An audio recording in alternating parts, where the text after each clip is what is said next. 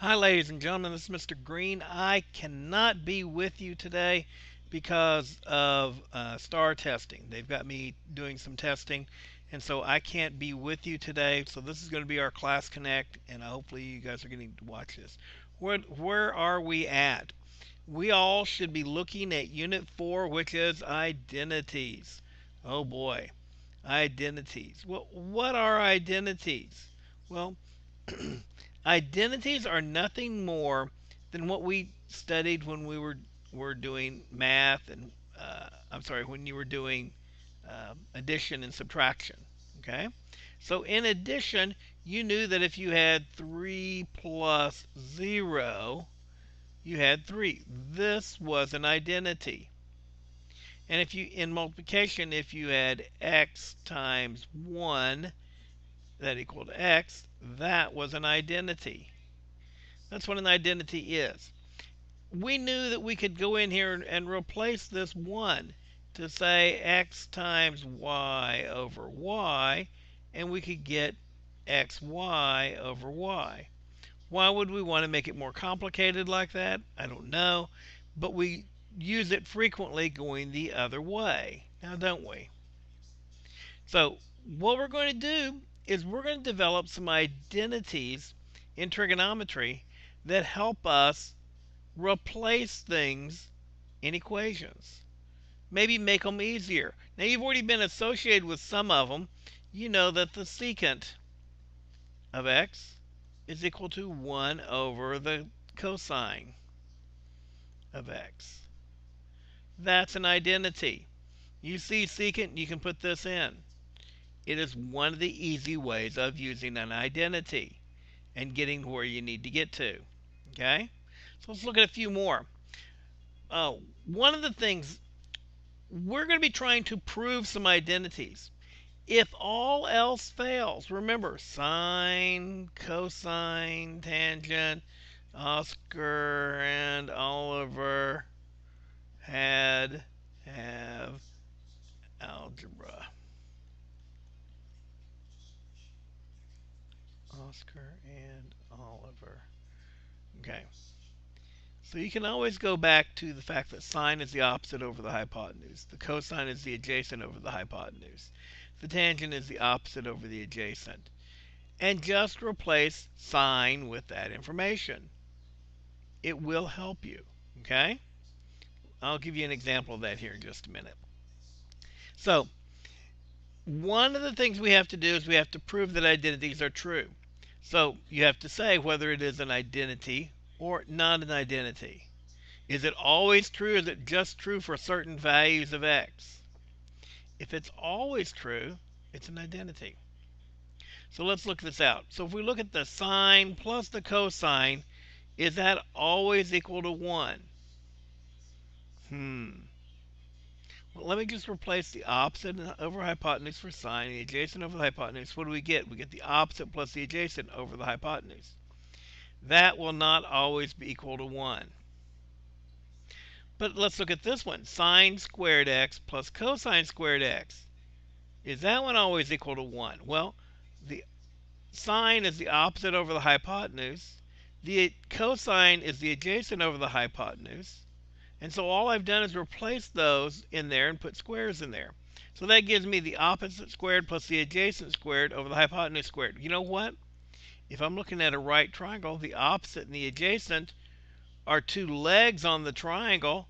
And if I square them, you get the hypotenuse, don't you? The hypotenuse squared. It's the Pythagorean theorem. So this is an identity. It is always, always true. Okay?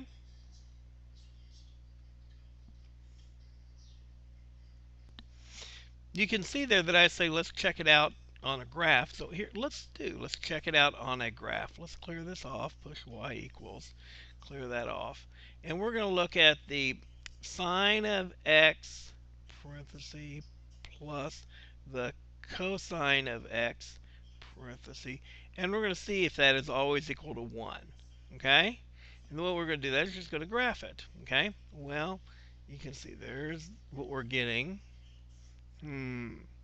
Is that always equal to 1? Let's see. Make certain we're in trig mode here. 7. Make it a little bit bigger.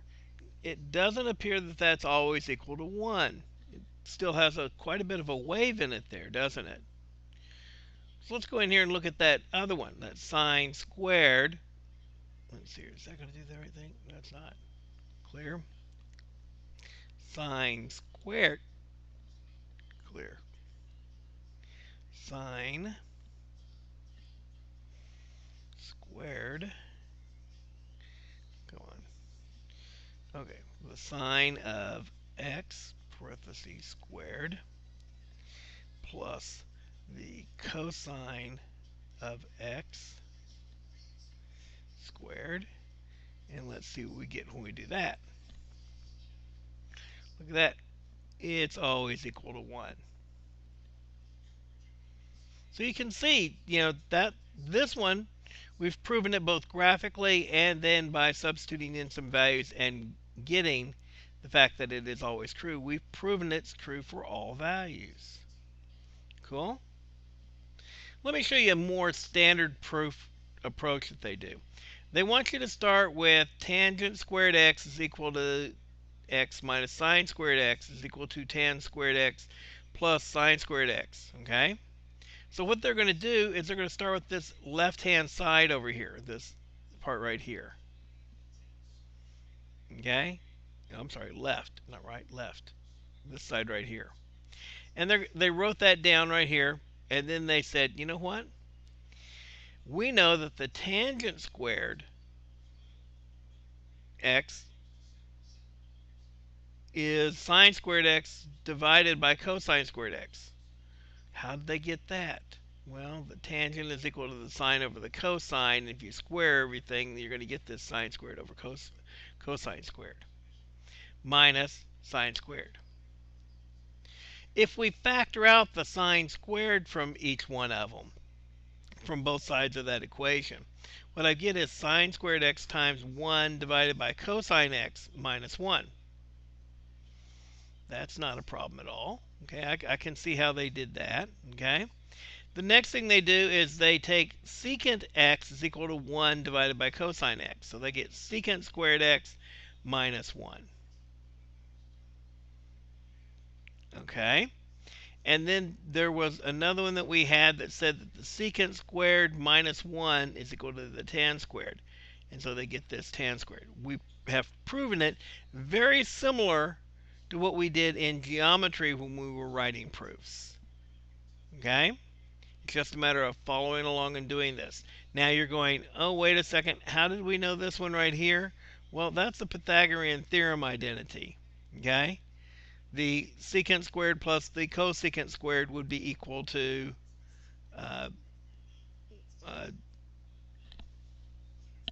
the tan squared.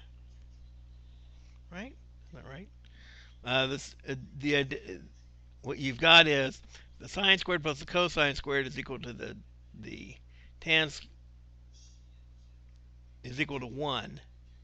And then if you put that over 1, what you get is 1 over cosecant is equal to 1 plus 1 over secant is equal to 1. And so they work through it and they get this tan squared in here. Geez. Not certain where this one came from. Okay? But it's an offshoot of the Pythagorean theorem identity.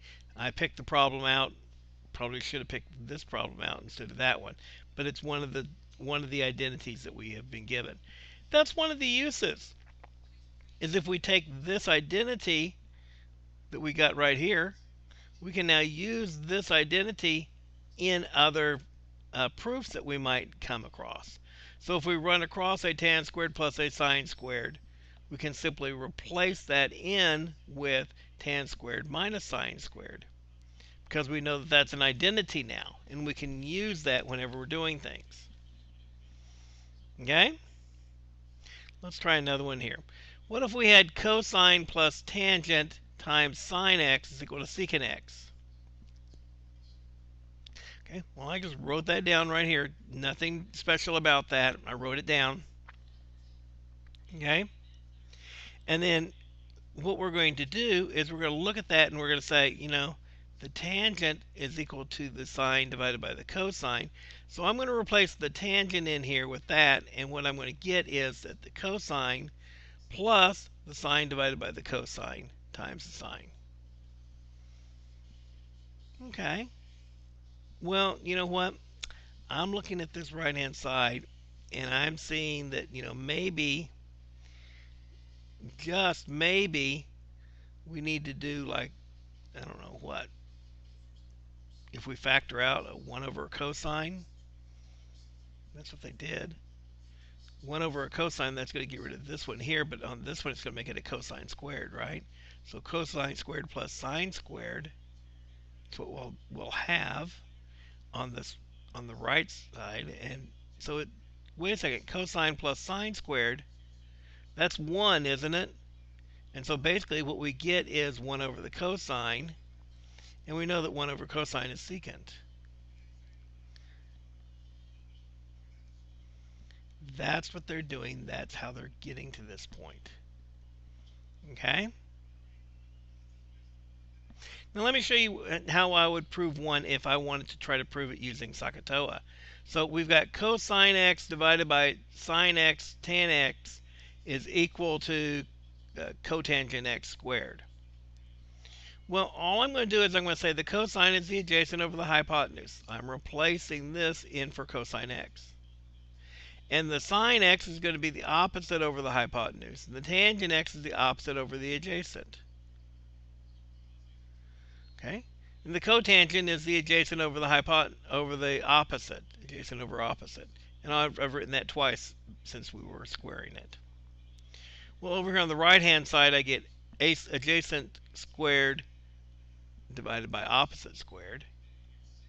But over here on the left, I've got adjacent times the hypotenuse times, well, you know what? I've got the, when I multiply this out, I get opposite over opposite and the hypotenuse times adjacent. But we're dividing, so we're going to flip that over because it's a fraction. That's how come I can come up with times hypotenuse times adjacent divided by opposite squared. Well, look at this. We got the adjacent divided by the hypotenuse times the hypotenuse. Those are going to cancel out, and I'm going to have adjacent times adjacent. Right? Adjacent, adjacent divided by hypotenuse. The hypotenuses are going to cancel each other out. And I get adjacent squared divided by opposite squared, which is exactly what we had when with this cotangent squared that we had kept carrying down here on the right hand side. This is the way I can prove identities using SOHCAHTOA. Okay? If you want to use other things like other identities, you're perfectly willing to do that if you can remember the identities. Now guys, I'm going to be honest with you, and you're going to get this here in the Class Connect, so you want to make certain you remember it. When you get an identity, write it down on a piece of paper. Keep that piece of paper handy and keep adding identities to it as you get them. Okay? You may use those identities, that piece of paper, when you're taking your quizzes and your test, because quite honestly, remembering all of them is going to be very difficult. Okay?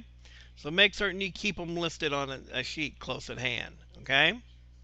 So application, how do you use these? Just like in addition, when you were adding 0 to something, you were probably eliminating excess information in the equation. So if two things you knew added to 0, you eliminated them out of the equation. That's what you can use these identities to help you do, is eliminate excess information, making it easier to solve. In multiplication, we knew that when we multiplied by 1, simplifying fractions. Okay? It's one of the ways that we used to use that, multiplying by 1. Okay? Okay? So what? So what? So here we got sine x plus cosine x. When we simplify that, this sine x plus cosine x, or sine squared plus cosine squared, well, that's equal to the Well, that's equal to 1, isn't it? Who wrote this slide? That's equal to 1. And so when we take this, we actually get 1 times 3. 3 times 1. Fingers aren't wanting to work with me this morning. 3 times 1. And it's much easier to work with, isn't it, when you get 3?